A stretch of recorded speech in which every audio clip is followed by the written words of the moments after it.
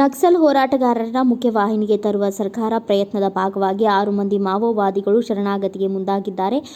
ಬುಧವಾರ ಚಿಕ್ಕಮಗಳೂರಿನಲ್ಲಿ ಸರ್ಕಾರದ 2 ಶರಣಾಗಲಿದ್ದಾರೆ ಎಂದು ವರದಿಯಾಗಿದೆ. ಶರಣಾಗತಿಗೂ ಮುನ್ನ ಕರ್ನಾಟಕ ಮತ್ತು ತಮಿಳುನಾಡು ಸರ್ಕಾರಕ್ಕೆ ಪತ್ರ ಬರೆದಿರುವ ನಕ್ಸಲ್ ಹೋರಾಟಗಾರರು ಹಲವು ಬೇಡಿಕೆಗಳನ್ನಿಟ್ಟಿದ್ದಾರೆ. ಮಾವೋವಾದಿ ಹೋರಾಟದಲ್ಲಿದ್ದ ಚಿಕ್ಕಮಗಳೂರಿನ ಮುಂಡಗಾರು ಲತಾ ವಂಜಾಕ್ಷಿ, ದಕ್ಷಿಣ ಕನ್ನಡದ ಸುಂದರಿ, ಕೇರಳದ ಜೀಶ್, ತಮಿಳುನಾಡಿನ ವಸಂತಿಕೆ ಅಲಿಯಾಸ್ ರಮೇಶ್ ಮತ್ತು ಆಂಧ್ರಪ್ರದೇಶದ ಮಾರೆಪ್ಪ ಅರೋಲಿ ಅವರು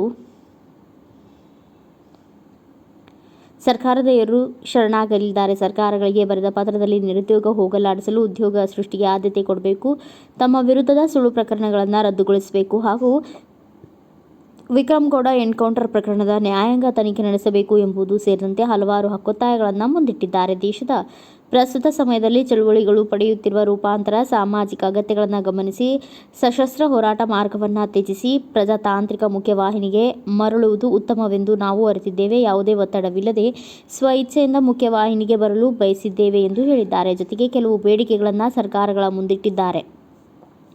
ನಾವು ಮುಖ್ಯವಾಹಿನಿಗೆ ಬರುವ ಪ್ರಕ್ರಿಯೆ ಘನತೆಯುತವಾಗಿ ನಡೆಯಬೇಕು. ನಮ್ಮ ಆತ್ಮಗೌರವ ಹಾಗೂ ಸ್ವಾಭಿಮಾನಕ್ಕೆ ಧಕ್ಕೆಯಾಗುವಂತೆ ಯಾವುದೇ ಒತ್ತಡಗಳನ್ನು ಹೇರಬಾರದು. ನಾವು ಜನರ ಹೋರಾಟವನ್ನು ಕೈಬಿಡುವುದಿಲ್ಲ. ಪ್ರಜಾತಾಂತ್ರಿಕ ಚಳುವಳಿಗಳಲ್ಲಿ ತೊಡಗಿಕೊಳ್ಳಲು ಯಾವುದೇ ರೀತಿ ತಡೆ ಒಡ್ಡಬಾರದು. ನಮ್ಮ ಬದುಕನ್ನು ಜನತೆಗೆ ಮುಡಿಪಿಟ್ಟಿದ್ದೇವೆ. ಜನಹಿತಕ್ಕಾಗಿಯೇ ಬದುಕಲು ಬಯಸುತ್ತೇವೆ ಎಂದು ಹೇಳಿದ್ದಾರೆ.